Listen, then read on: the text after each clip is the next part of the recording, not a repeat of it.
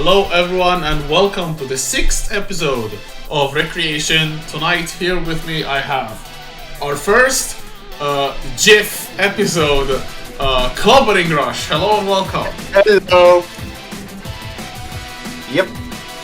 Me in this wonderful log form.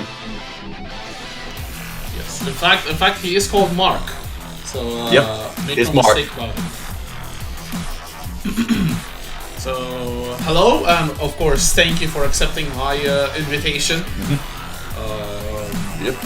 Of course, I'm not sure if you know the format of these. Yeah, I've seen like some of your past episodes, so I kind of understand what you're gonna ask me. Okay, good stuff. So, maybe for first-time viewers, so basically we're going to start with a very brief introduction. Then we'll move on to some quick answer questions. And then some more in-depth stuff where you can talk to your heart's content. Sure. How ranty do you want me to get? As much as you want to. Sure. Because I can be like fully like politically correct, or I can just like flame like with the full full force. I see. Okay, let's keep it politically correct. Sure. But you can yap as much as you want. This is an open space. Do not ask what Wagner did during the Second World War. Oh no! Nothing. She wasn't born yet. She's too young. Exactly. Good answer. Let's say. Yep. Anyway, okay. So, first section, we're going to begin with our introduction. So, of course, your nickname is Clob or Clobbering Rush. Yep. How old are you actually? I'm 25, same as Claude actually. Ooh, okay. Yep. I'm slightly older than him, like by a couple of months, but yeah, roughly the same age. Okay. And you're Finnish from Finland. Yes. Stuff. You main Merkava? Yep. And how long have you been active in Under Night actually? Okay, so I started with like SD PS3 Europe release, but like my internet at the time was also like kind of garbage, which meant that like I kind of like didn't play as much as I like played Under Night 2. And when like Clear came out, I did my military service, so I couldn't really play Clear that much. I actually bought the Switch version just so that I could play some amount there, but like I played Power Rangers instead during that time. And then like when I was in, like I went to France afterwards for 2 years and like I didn't play there either, so I got back really actively on like Unit 2 release, because like when I got back before the Unit 2 release, well, I couldn't play on delay-based netcode. There were way too many rollback games at the time. I played BB Tag instead and like Fightcade and some other stuff like, but like, yeah, I've been like full force maining Unit 2 ever since like the launch. I see. It's to me like the fact that I think Clear was available on the Switch is so weird, because to me like the Switch is really recent, but Clear is ancient. But I've had a Switch for like I think I have the Nintendo Switch like the first year I bought it, I think it was like 2016 or 17, so it's quite old. Like the fact that Clear only launched in like I think 19. It's like 2019, yeah. It's 2019 was the Unist Evo, and afterwards we got Clear, so it's like late 2019 or like 2020. I see. Okay. Yeah. So yeah, of course I'm basically a Unit 2 baby. So I joined, like I remember during UFA 23 I DM'd Glodikin to see if it's possible to start helping out on commentary with Clear, just to prepare myself for Unit 2. Yep. So basically like I think I started in December of 2023. So that's like 2.5 years ago, Jesus. Yeah, Unit 2 is starting to be old game as well. Exactly. And we all know that old game good. Exactly.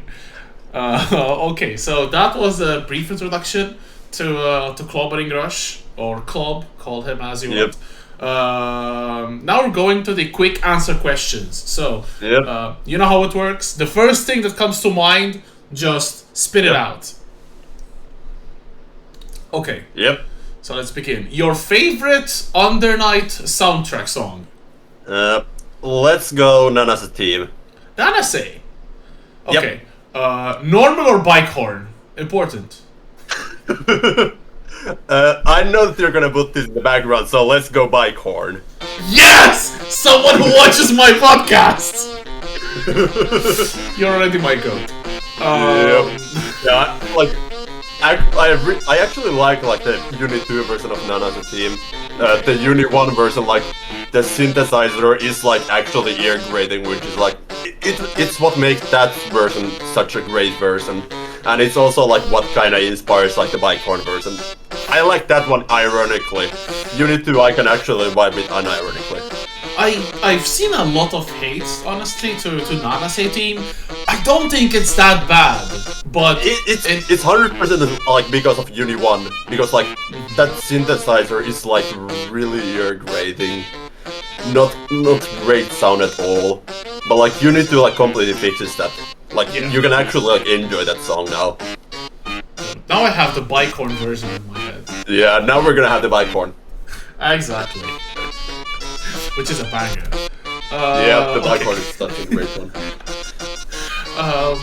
Your favorite matchup to play? Probably Hilda. Ooh. Could also be Merc Mirror or Yuzu, but like, yeah. Actually, is it because, like, you've played so much against Wouty that you know the character a lot, so maybe it affects how you see the matchup? Well, it's mostly like the kind of game they play, because like you have long range options, you have like some amount of set play that has like interesting counter play for like both Merc and Hilda, and like Yuzu is like more neutral heavy matchup with like no pressure. Like I like having options full screen. I like trading blows at like all ranges. I don't like these like rush down characters like Akatsuki or Linnet that just come into your face and punch you until you die. I want to play the game on like full screen.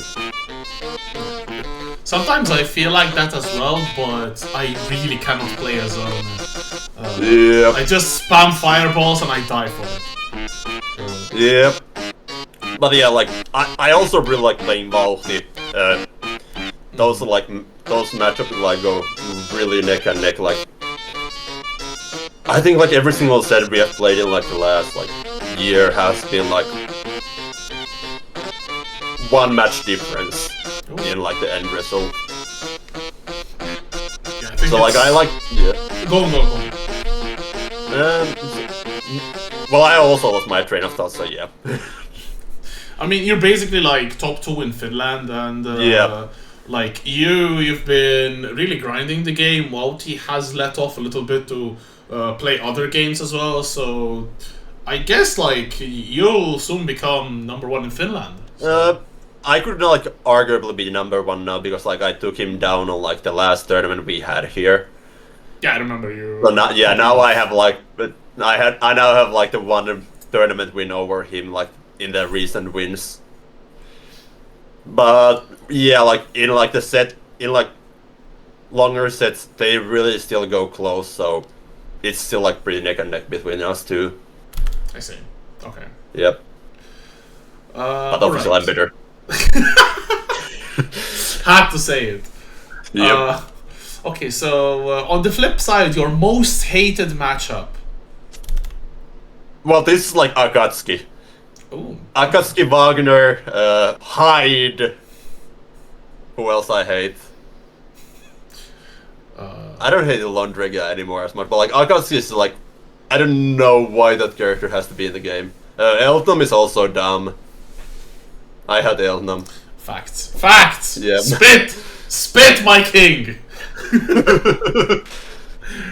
Certified Elton hater. Yeah. Okay, so if you had to win either Evo or Arc World Tour Finals, which unfortunately will not happen again, what would it be? I still feel like Evo would probably be like more fun. Like just like I don't care that much about Evo as like a tournament anymore, but like just the format of like I'd feel like much more satisfied like beating like all the hundreds of players there instead of like 8 players in Arc World Tour.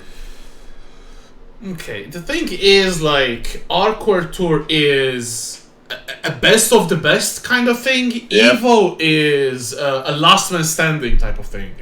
So both definitely have their appeal. So I really get like absolutely. Winning a 600 man bracket is definitely I guess more bragging rights on the surface level, but then having the opportunity to say I beat the 7 best players in the world, like it's good, but at the same time it's just 7. Like I get it. Like like the build up there isn't like as great as like with something like Evo where you have like hundreds of players. Like that's kind of my feeling right now. Like I could like probably change my answer like some other day, but like now I'm saying Evo or like any other big like offline like big like open tournament. Fair enough. No, it makes sense. I get it. Yep. Okay. All right. So if you had to buff or nerf one character, or change system mechanic, what would you choose? I'd bring back 180. Another one. I think this is episode 6, and I think I've had 4 people saying they want 180 back. Yeah, like I'm a rushdown hater. I don't like strike throw. 180 pretty much solves every single gripe I have with that style of play. Oh, okay. Yeah, that's my point of view on that. I feel like I missed out on pretty much all of clear, so I cannot really give my opinion in terms of 180, but it's definitely a topic that keeps on being brought back. Yeah. Time and time again. I think even this week it was being debated in a uni, and we had someone say that whoever wants 180 back is an idiot. How do you feel about that? I know this conversation, I was part of it. Let me just say that I'm like fully opposite point of view. Like I want strike throw to be weaker. I want like throw techs to be even more strong than they are now. Just because like I feel like throw tech is like one of the only times you actually have to confidently safely challenge like some of the offense in the game. Because like you have like a Hyde or Akatsuki or like Lineb all are like infinite plus frame dispensers. When are you actually gonna safely mash against them? Like, sure, you can mash against them, you should, but like there's no like actually like here I have high chance of succeeding.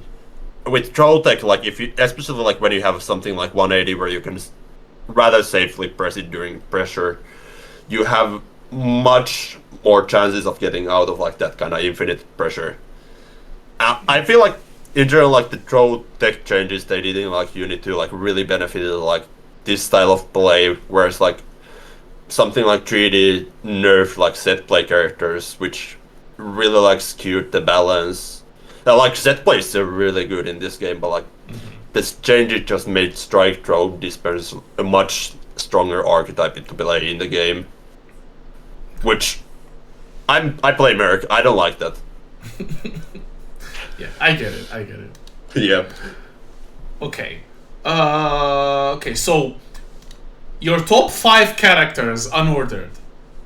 Hyde, Elnam, Linne, probably Akatsuki. Oh. Yeah, I already mentioned Elnam. Top 5. You have one left. That would be like Lond or Wagner. Ooh, okay. Yeah. Choose one. Do I have a coin? I do have a coin. It's Wagner. Oh, damn it. I think this is the second time we have Wagner in top 5.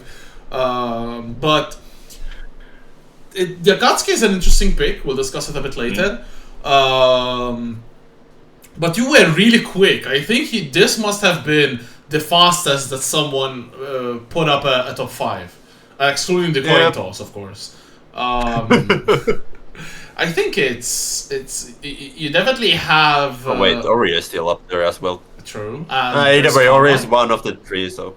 There's Carmine as well. I don't think Carmine is like better than those 5 or like 5 or 6 if Ori is there as well. Okay. I think Carmine actually has like some meaningful weaknesses. Okay. Yeah. It's interesting. It feels like as of lately, not sure if maybe not being represented so much, especially by like players like 2GB Combo or maybe less actively notes. It's changing a bit the perception of Carmine being top tier. Even Defiant not having a great run at finals with Carmine, I think it's affecting people's opinion of Carmine in that. Yeah, it could be. Yeah. I just personally, I'm a lot more like fan of like how Carmine plays like ever since I learned to match up. Okay, fair enough. Like like Carmine is just somebody like I can like a lot more clearly see through on like what he wants to do and like how to deal with him. I just cannot see an opening against like, well, let's say Akatsuki, who's like the most like questionable out of like the ones I mentioned. Like I cannot see an opening to like fight like Akatsuki that who's just like rushing down me, just double jumping, doing like EX stats, like stuff like that. I cannot see like a solid way to like win that matchup. Whereas like with Carmine, I have like things that I can clearly do against that character. That's how I feel.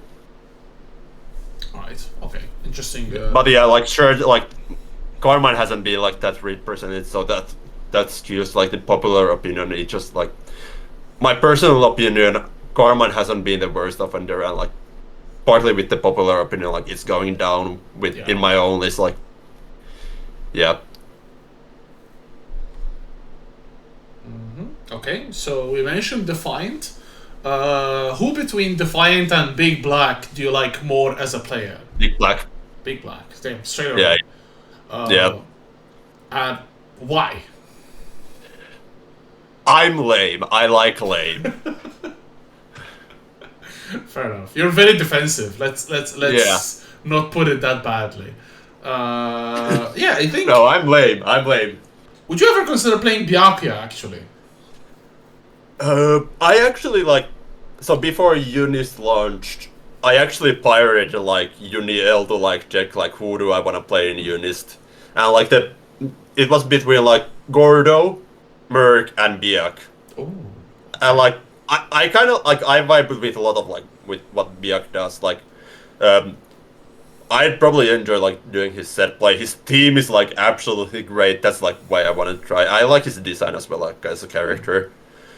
And like he also has like pretty sizable buttons, which is nice. Absolutely. Yeah, but like, yeah, I just haven't felt like playing the character. I've been like doing some like learning new characters on side, and I might try picking up Byak maybe next. Ooh, okay, interesting. Yeah, I don't know. Like I vibe with that character as well. It's just like Merk is easily my favorite in the cast, so that's fair.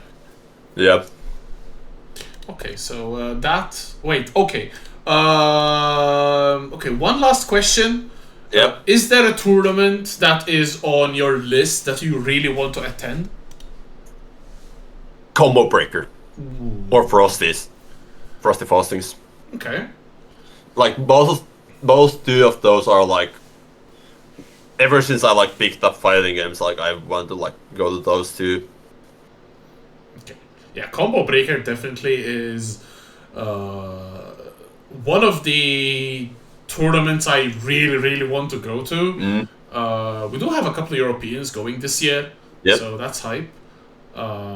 Maybe some next year or the year after it'll be us. Who knows?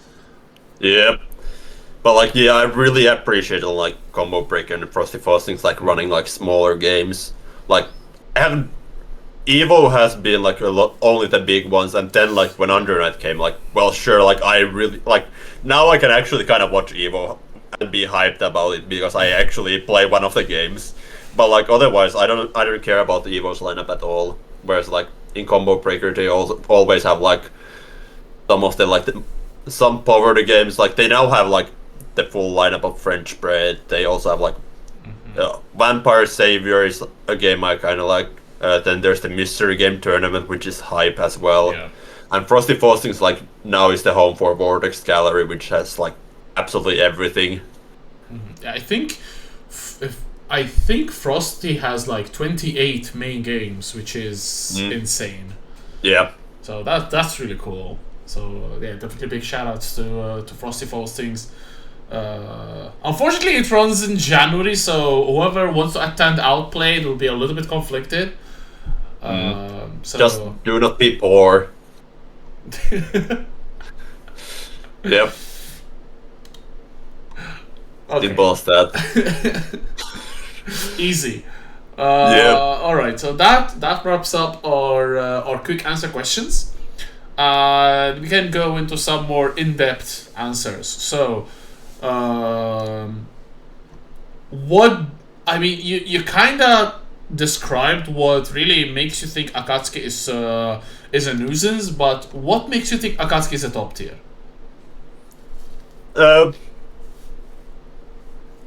Like I just feel like that style of play really is strong in Undernet too. Like being able to stick to opponent's face, having like every single blow on block be a strike throw mix up. And like I feel like his neutral capacity is like it's not like easy to like play neutral with him, but he still has like solid robbery options there. Yeah. Like he just feels like every single box I have in my head for what makes a good Under Night 2 character. I really like how you don't just take the tools of the character, but you also put it in the context of Uni 2. Because that makes a lot of sense, actually. I feel that... definitely I feel that Akatsuki slept on. I would not honestly put him in my top 5, top 6. But I feel that a lot of people put him in like C tier when he's comfortably A minus or B plus plus, if you will. Yeah, like he's kind of like a really underrepresented character in general. But like whenever I see that character, I just hate him. That's definitely like makes me put him like higher than he might actually be. But I stand by what I said. Like I think Akatsuki could like has a high chance of being like top 5 character. Okay, fair enough. Yep. So you said that you picked up the game basically in ST. Yep. So what struck you in Under Night? So at that time I was actually like playing practically like every single fighting game out there. Like I picked up Rev 2 that came like roughly the same time. I was playing everything on Fightcade, a bunch of like poverty games, and like I at that time like I just really wanted to like play everything available, just try it out, and like I really like the game feel of like Unit 2, like well Under Night at the time, because it wasn't 2 yet, but like yeah. And the OST is also really nice. One of the first things that like got up with like character designs, really cool. Like Gordo is a stylish character. He has a big scythe that you can just swing around. Then like there's Merc, who is like this big spaghetti monster who can fly, has big buttons. Like, yeah, whenever like I found this game, like it was just so cool, and like it also like scratched like everything I want in a fighting game whenever I actually started playing it. So, yeah. And you said that you play a variety of other fighting games like BB Tag, guessing other Blaze Blue like BBCF. I don't really care about Blaze Blue as a franchise. Okay, fair enough. Yeah. Me neither, to be honest, but Yeah. Yeah, like I kind of like realized with like Guilty Gear that I don't like aggression in fighting games. I like systems that really encourage you to be aggressive. And like Blaze Blue, I think is just like Guilty Gear, but like with a lot more dumb stuff added on top of it. Okay. While also like I don't really like care too much about like the character designs in Blaze Blue, except Arakune. Arakune is cool. I like that character.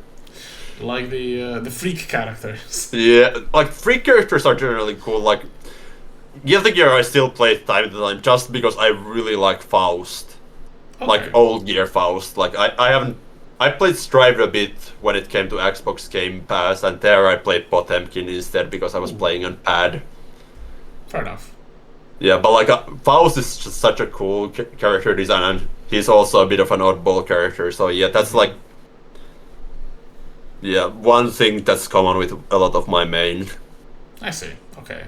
So that's why you stuck mostly with Uni, because the system mechanics kind of promote defensive gameplay instead of offensive. Yeah, like Uni is like really Uni system mechanics. I think are really good at making the gameplay balanced. Like it doesn't purely promote offense. It doesn't purely promote defense. Like it just promotes you to play well around like this common resource you have, and like while also like not punishing defense, which is like I find really important. Yeah, definitely. Yeah, like I've been playing a bit of like Melty Blood Actress again, because like that game has been really popular in Finland as of late. Like people are constantly like in the Finnish server we have this like .m bot where like you press .m and then you like jump in like the server's queue for like matchmaking, and like people have been constantly like queuing up for like playing Melty Blood. So I tried it a bit, and I realized I don't really like this game because of like how the mechanics differ from Under Night and like what kind of gameplay those encourage. Like guard bar, I think is like one of the worst mechanics ever in a fighting game, along with parries, both commonly found in Melty Blood. I am a parry hater as well, but a different kind of parry. Yeah. Okay, interesting though. I think it's not very common to have someone that passionate about defensive mechanics, I think. So it's kind of refreshing, I have to say, to have someone that focused on defense, and I don't call it lame gameplay, but it kind of is. Yeah, I like holding down back. I don't care about like timing based like defensive mechanics, like just defense or parries and stuff like that. I just wanna have like my safe down back, and like I really like Under Night Shield because like it's both. It has like some timing based uses which are kind of cool. Not necessarily the biggest fan of those either, but like it's mostly a resource management. Like it's heavy on resource management, some amount of like controlling the frame advantage, some amount of like controlling spacing, but like it's such an interesting tool that doesn't, for defense, that doesn't rely on being tight on timing, which I find really refreshing. Okay, I see. Yeah, it's very interesting, to be honest. Like the point of view, from your point of view at least, makes a lot of sense as well.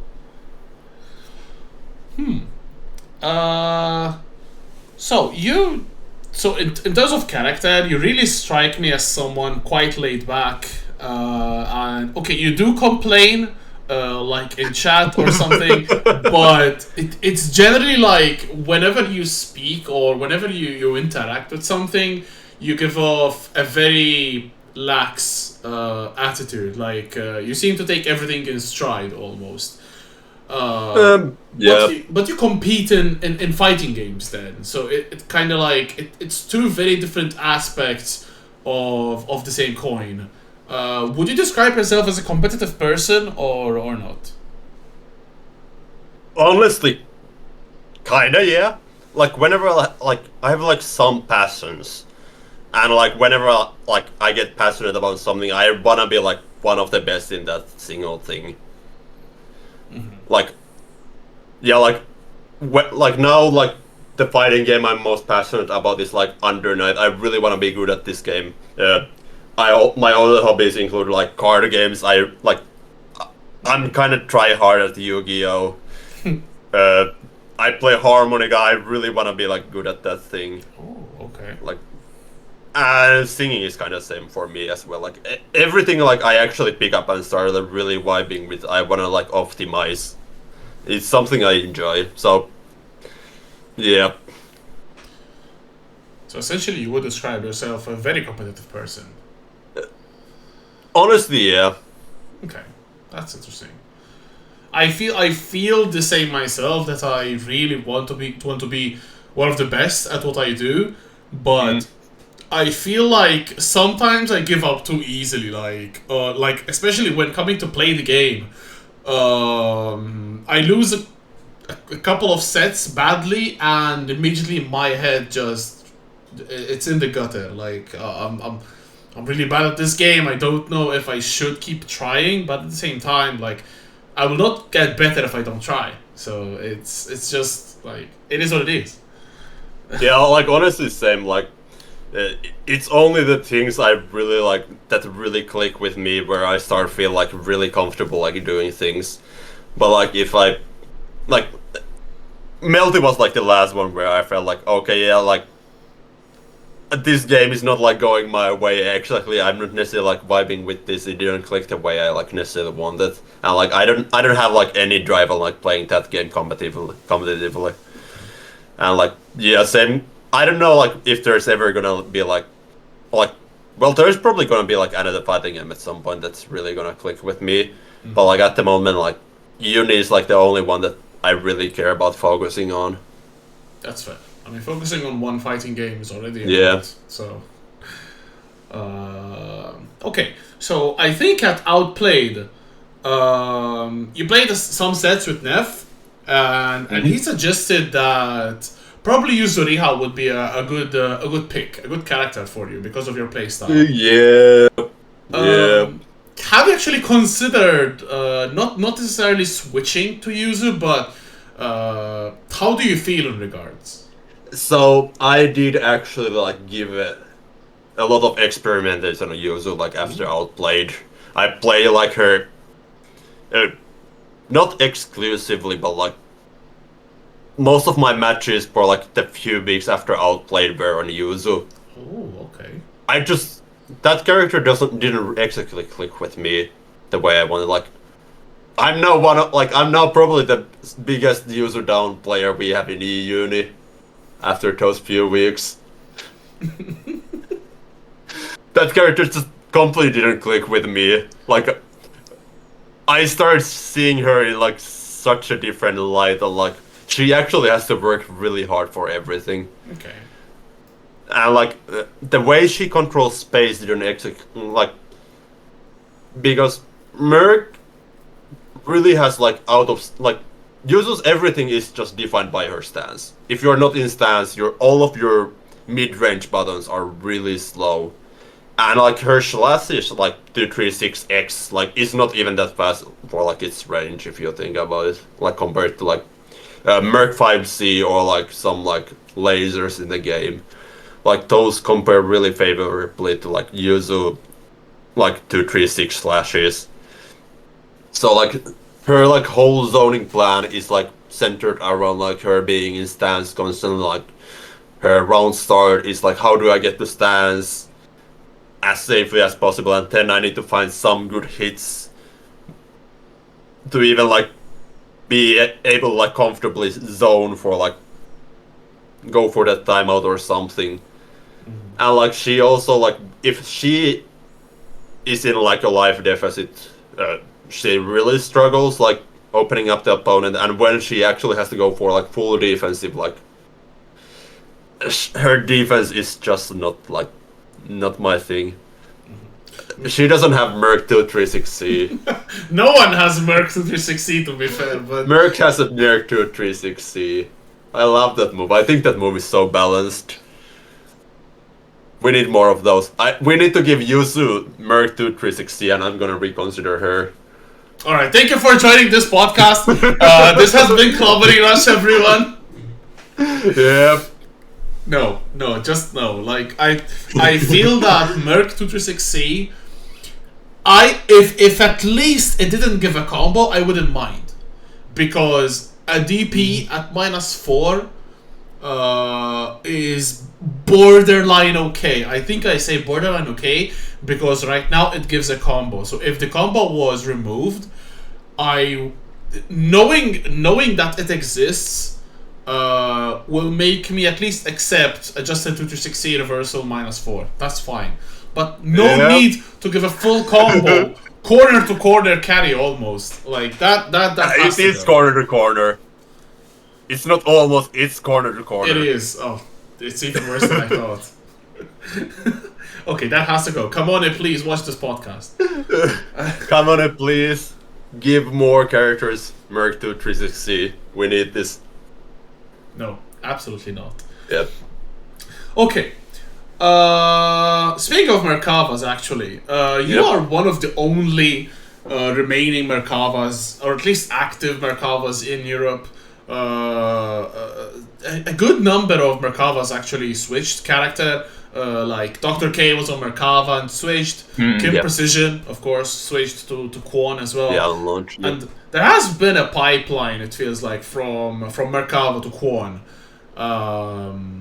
Yeah, and from Kwon to somebody else. Like Kim is no more on Kwon. Like he's also on like Uzugi right now. I think at least last he played. Interesting. Yeah.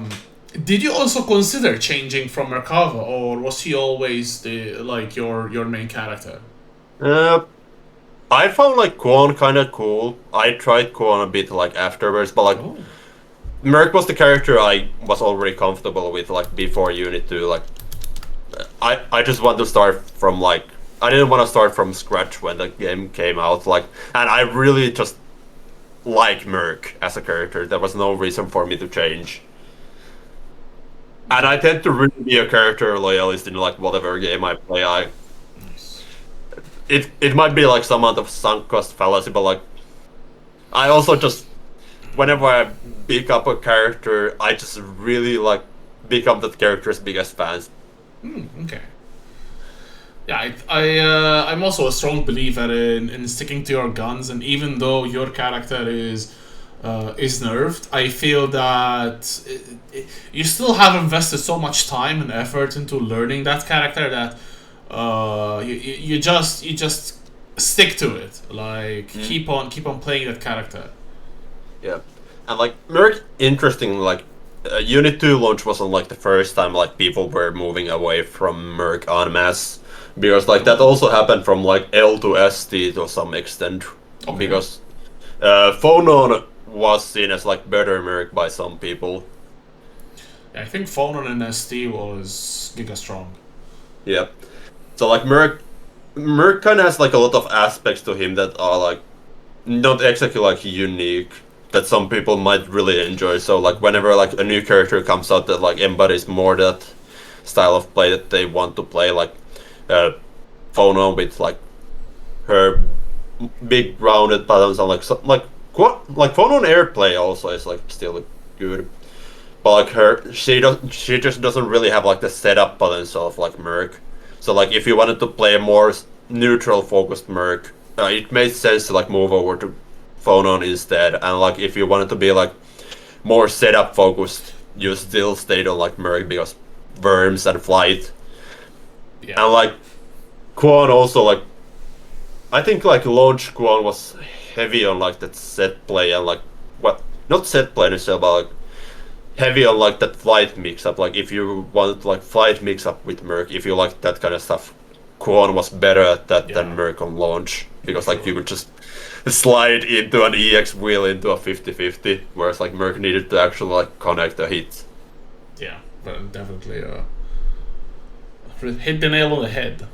Yeah, so it's just kind of like how like some of these new characters like ate the space that Merc used to occupy. Okay, I see. Okay. So, you've also dabbled a bit in commentary, and you do commentate quite regularly. You've even been a guest commentator on Wanted a couple of weeks back. Yeah. And I feel it's natural to think that whoever is good at the game will be good at commentary. But Yeah. You can't keep on. do you feel that that also counts the opposite way? So if not necessarily being good at commentary, but do you think that actually doing commentary helps you become a better player?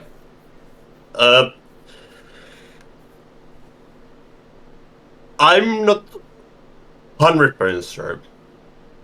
So firstly, like transferring like player skills to like commentary is not like easy by itself. Like you really need to like, at least the way I feel like you need to streamline the way your thought process works, so that you are not like, how I think about it is like I just completely clear the filter between my brain and my mouth. So whenever I see stuff, I start immediately talking, and then I keep on like uh, going for an immediate analysis instead of like thinking in my head for a bit like what happened, because you need to really be talking quick, going directly to the point whenever like you're commentating a fighting game, because like if you think like 10 seconds or like even less, like the situation is already like fully over, and then you need to spend like some amount of time like going over a situation. So like moving between like playing and like commentary, like you still need to like get used to like commentary.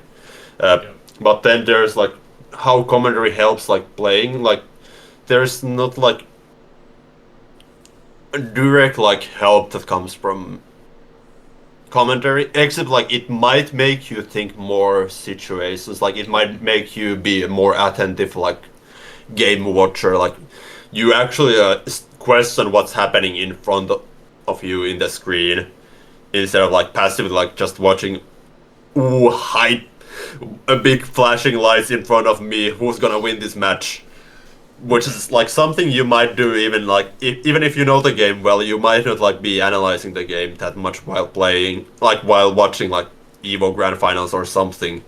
Whereas like when you're in commentary, well, you can also like be the hype commentator who just looks at the flashing lights, looks at the cool stuff happening on the screen, and focus more on like the storyline happening between like the players, instead of like focus on what's actually happening between the characters. So like being a commentator might help some people like play better. It probably has helped me, honestly, because I kind of suck at like watching like words and like actually learning from them. Not sure though, I haven't really thought about that much before. Okay, interesting. But yeah, as you said though, it feels like sometimes myself, like I try to watch a set to understand maybe like a Wagner matchup, to understand the matchup better, but you have to dedicate so much mental resources to learning rather than enjoying the set, that it kind of becomes tricky to make a distinction, because if you end up just watching for fun, you will not really learn that much. But if you end up watching to learn, you will not really enjoy the set. So it's just the different layers of watching the same footage at the end of the day, but with a different mentality, it comes with a different result. Yep.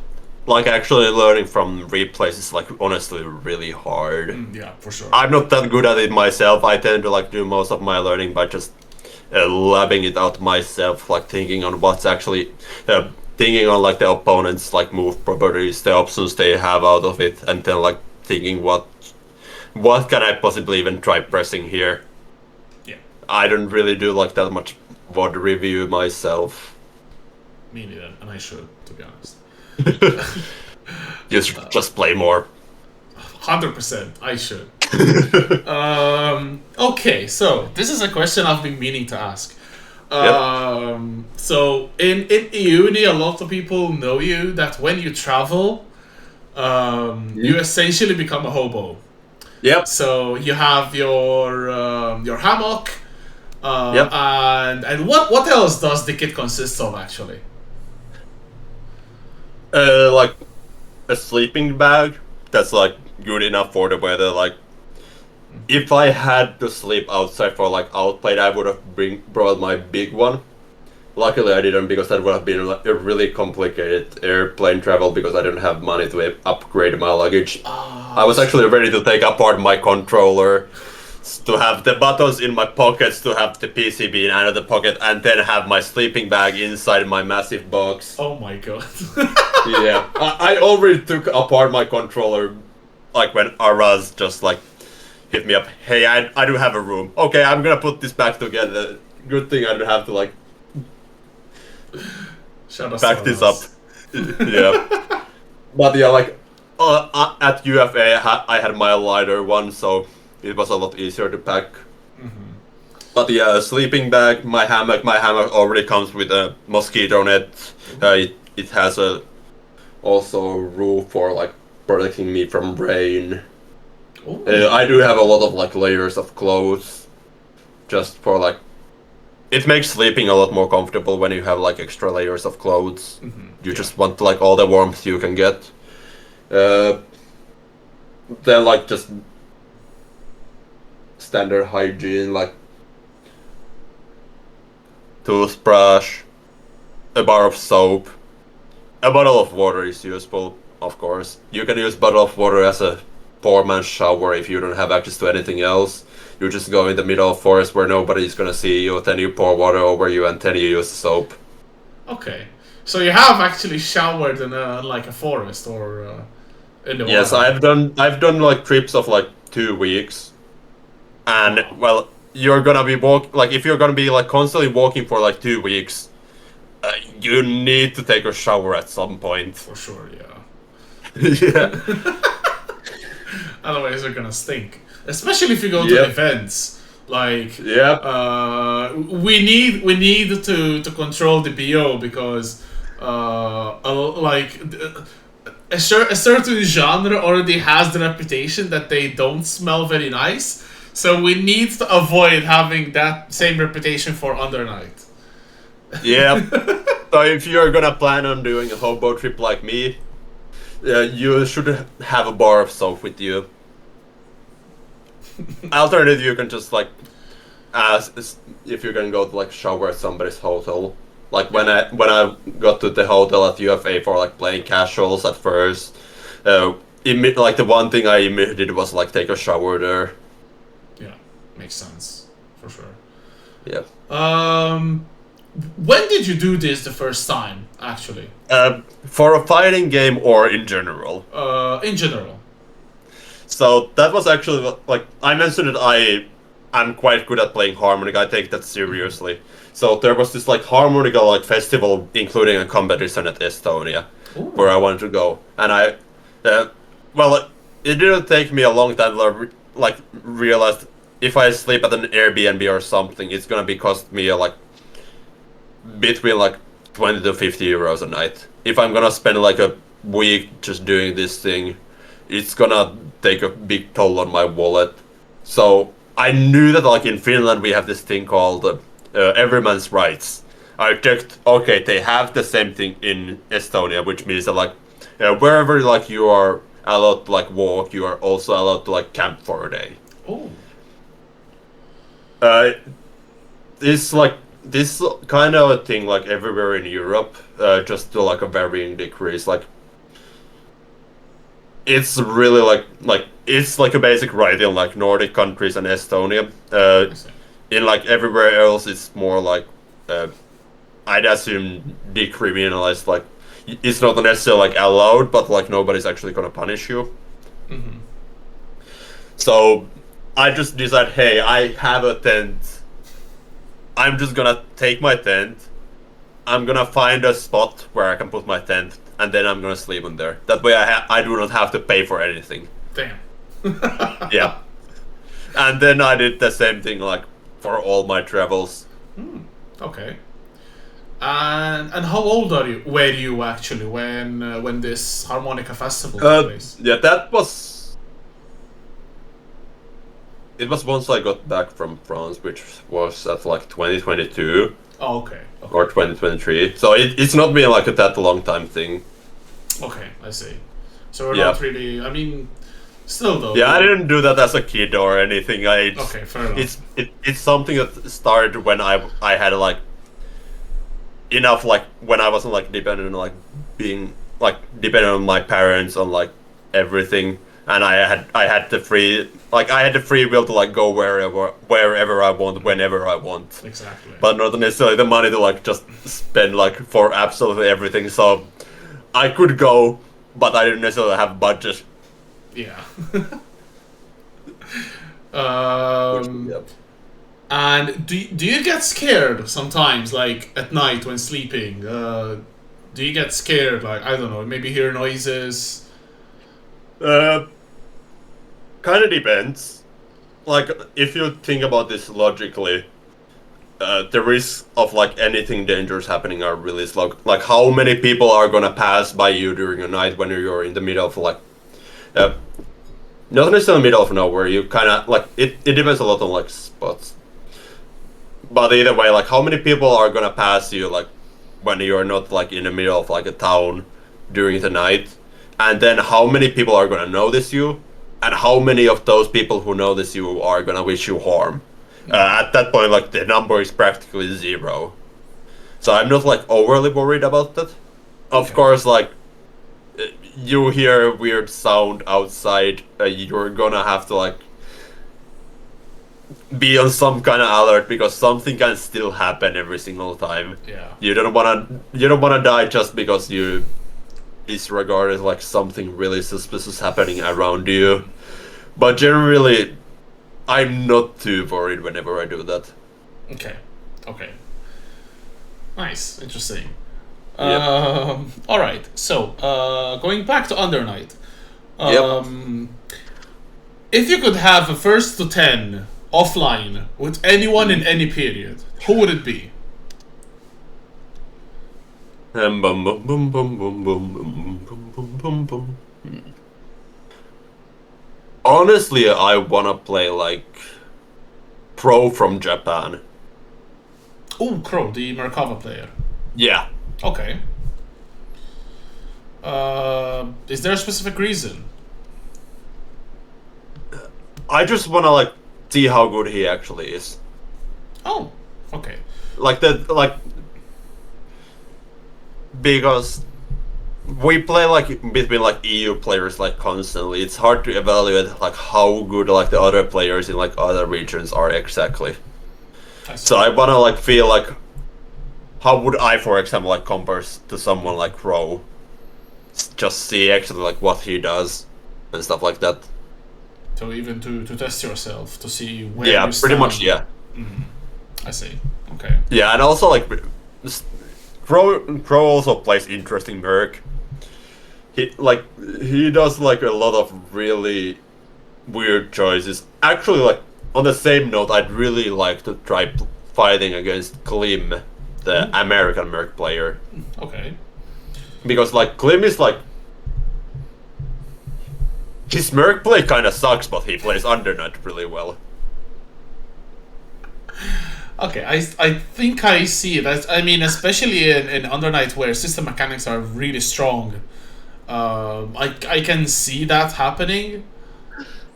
Yeah, like his Merc is like it hasn't been updated since ST. I see. Okay. Yes, but like he still like is one of easily the best Mercs around. Like he took down Big Black in like was it Slashback last year or something. Yeah, it must have been either a Slashback or Combo Breaker, but yeah, I remember him sending Big Black to losers. It was a really good run from Klim. Yeah, like it's like the way he plays is just like it baffles me for that reason. Like, how can somebody who's like not like who hasn't like put the effort on like learning Merc, who's in my opinion like kind of subpar in like playing Undernight on like system level, how does he do so well with the character? It's just it would be a really interesting fight, Klim, for that reason, like just to like get that first hand experience, and then like Crow is also like not optimal in like Uni 2 Merc, but like he does really interesting things with his tools. Okay, I see. And I guess I would imagine it's one of the two. Is there a player that you look up to, and why?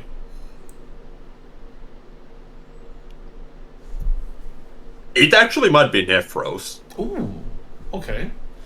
Because like Nephros is like, at least from like players currently active in EU, like he understands the game to a like in such a different level than like practically everyone else. So it's it's really interesting to like hear his thoughts about the game. Like I don't necessarily agree with everything, but like everything he says, like I can see like a point behind it. I can generally learn like something from there. Yeah, the way even when I did some VOD reviews with Nephros, like the way he looks at the game is actually crazy. Like there's like all these calculations going on in his head. Like I remember one time we did a VOD review of VSF, and he spent like 40 minutes talking about 3 rounds. It's just that level of depth that Nephros has. It's actually insane, and I completely understand why you think so highly of Nephros. Yep. Yeah, too bad he plays Lynette. Yeah. Really unfortunate. Yeah, if only he played like a real character like Hilda or Merc or even Carmine. I'd be happy with Nephros Carmine. Damn, that's something I don't want. I don't Yeah, want. just drop Lynette. Okay, so what is your favorite tournament you have been to? If there is one. I'm gonna be biased here, but I really like the last install we had in Finland, like the last proper install. Okay. Install, of course, is the main Finnish event. Yeah, something we don't do that often because it needs money.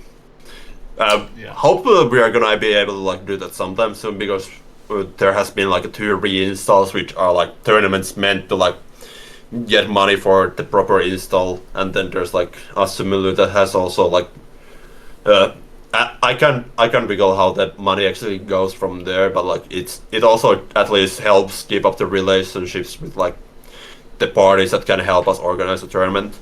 So hopefully we're gonna have like a proper install soon enough. But yeah, I just really like the last installs, like venue, the atmosphere in general. Everything just worked really well there, in my opinion. At least being there. I think the stream kind of had like some hiccups looking afterwards, but like the event itself, like if you were participating, it was really well handled. I see. I'm guessing you were in grand finals with Auti. Yes. Yeah, it was. I was quite hyped for that. Like it was still like Unit 2 was newly released. We had a sizable bracket, and I was pretty comfortable that I would do well in there. But like I wasn't like sure how far. Like there was like, for example, like Gideon was playing there. Oh. Then there were like some like Drak is like and a like old Finnish like uni player, also part of the top 4. And I did lose one match in the tournament before grand finals, and it was against a random Akatsuki player. Aww. But I got to top 4. I beat both Drag and Gideon. Like Gideon was actually a pushover that tournament. That guy had no idea how to deal with either like Hilda or Merc. Fair enough. I mean, Gideon just plays for fun, and he just makes people mold with Londrekia. So that's fair. Yeah. He kind of got just because he's not a Unit 2 main, so whenever like both Merc and Hilda are kind of weird. So I but I was still like pretty hyped to like get to the grand finals to fight Vauhti, and I kind of got my ass beat hard there, but it helped me understand the matchup a lot more as well at that point, and like I've been just going up from like that point onwards in like learning the matchup. So Nice. Glad to hear.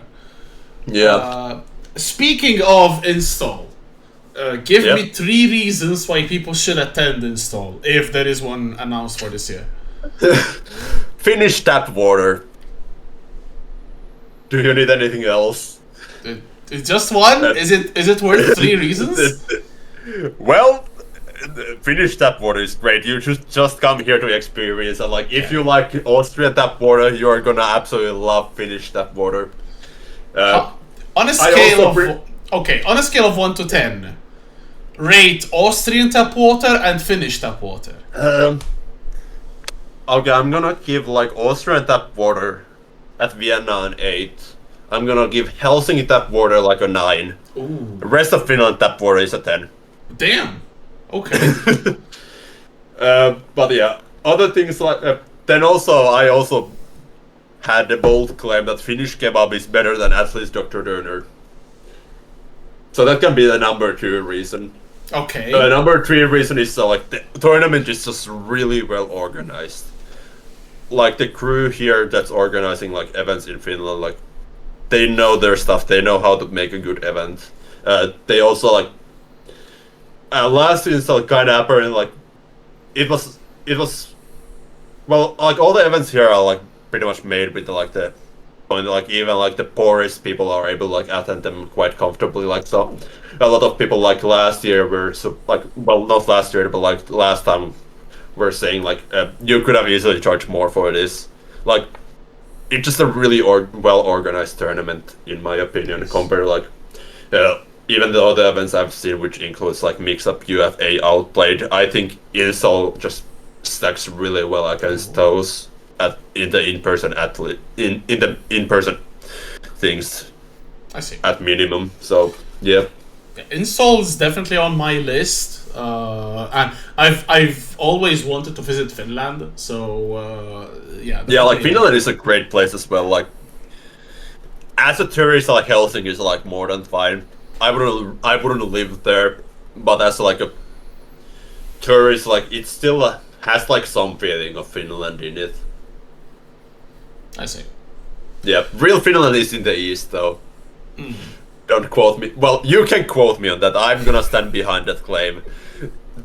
Eastern Finland is the real Finland. We'll keep it in mind if I ever visit. Yep. Okay, so actually, the background, I think that's a little, right? Yes, that's the like in Finnish we call it paistopiste. I can't recall what they call it in like other, but like that's where the pastries are. But I basically, think they call it the bakery in like other I think places. so. Yes. Like, yeah. There's a heavy smell of processed bread whenever you enter a little, especially in Malta at least. It just enters your nose and it's suffocating, honestly, because it's so strong that it turns off the appetite, unfortunately. I haven't had that experience in France or Finland or yeah, only in Malta. Unfortunately, yeah. only in Malta. Yeah. Actually, though, what gave rise to the little meme? Was it just like you using your Merkava colors, or was there something else? No. It was the shirt fully. Like it was you who said that I should have made the Merc custom color on Mix-Up because I had the shirt. Wait, it was me. It was you, yeah. Or whoever was co-commenting it with you, but like it was one or the other. Okay, I see. All right. Okay, mix-up of 2 years ago then. Yeah. Yes, because last year I couldn't. That's where afterwards I started like using like I like Lidl a lot. It's like easily my preferred grocery store of choice. And then like my father actually bought that shirt for himself, but like the way the squares are, it kind of makes you look fat. So if you're like conscious about that kind of thing, that shirt is necessarily not for you. I like that shirt. It's like the perfect kind of tacky that like if you are confident enough in wearing it, like it looks cool. So I brought that shirt with me. I wore it at Mix-Up, which was like my first like international event. Okay. And like I've worn that shirt in like every single tournament afterwards. You have to keep the legacy going. Yeah. Okay. So one last question. Yep. What is your favorite tournament set ever? It could be online, offline, any tournament. I'm gonna say that set between Klim and Big Black. Oh, okay. All right. So the one where Klim won. Yeah. Okay. And what about sets featuring yourself?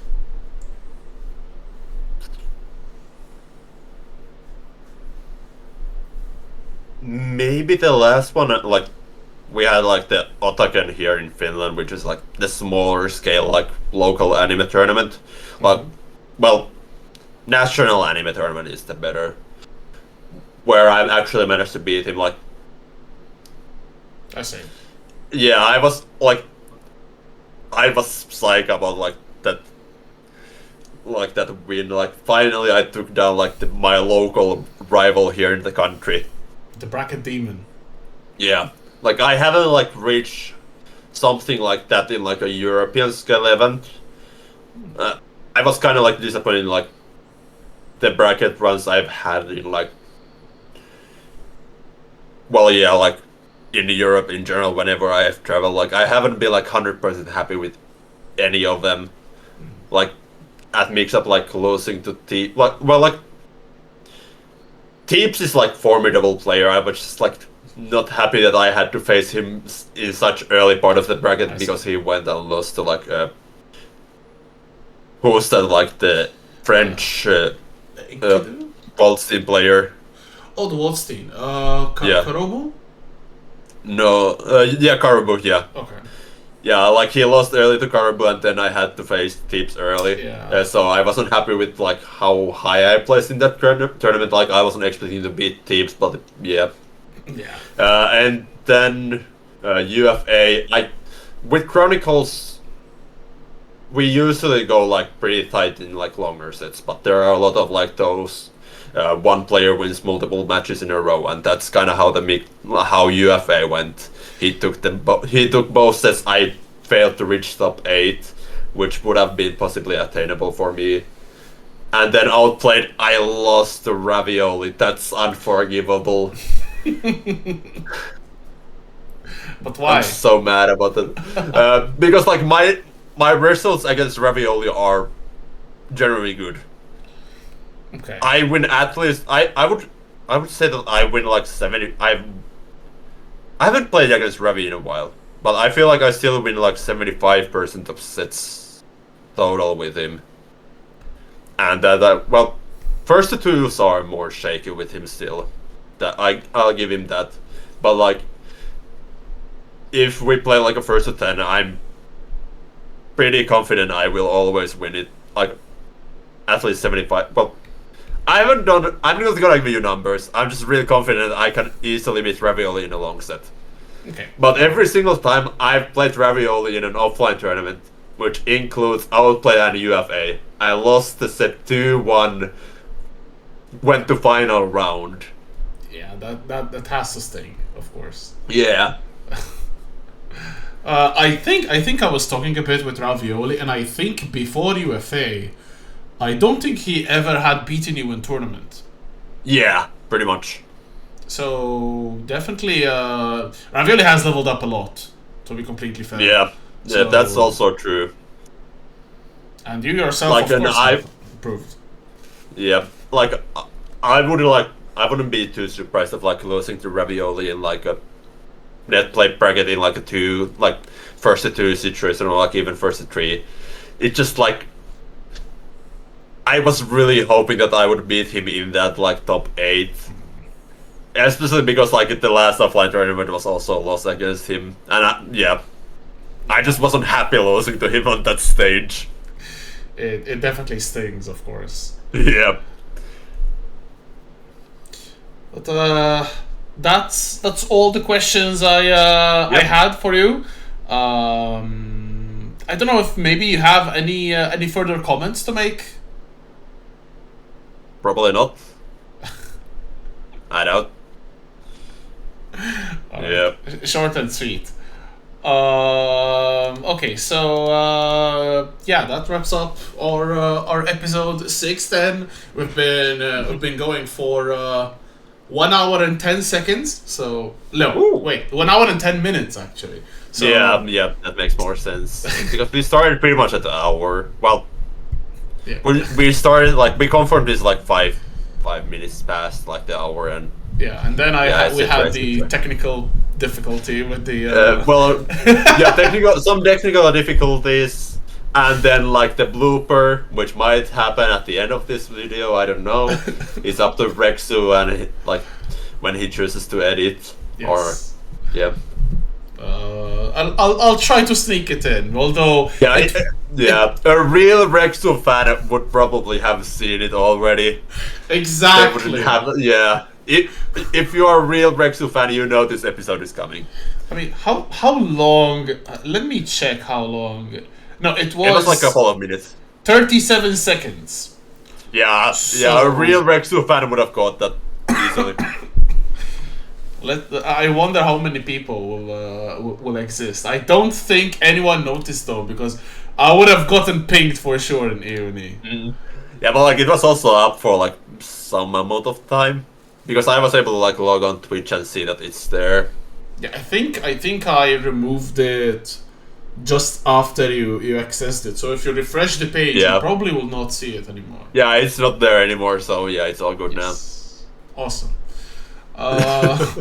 But yeah, that's basically been Clobbering Rush. Thank you so much for now. Yep. joining me. It's been a lot of fun actually. Yep. So yeah, that's basically it. Thank you so much for watching. Thank you for joining me, Clob, and we will see you for episode 7. Who I do not know who it's going to be, but Dakus. probably not. Shame. I guess he's gonna be in the episode 9. Recreation. Here with me, I have in spirit at least, and in PNG, I guess. Yeah. Well, that's a diff, so. It's a GIF. Okay. Clobbering Rush. What are you Hello. all saying? Hello, it's me yet again. It's the first episode. We'll have a virtual tuber. Yep. So this is actually very interesting. Yeah, I don't have a camera on my setup, so this was the best way I could think of like making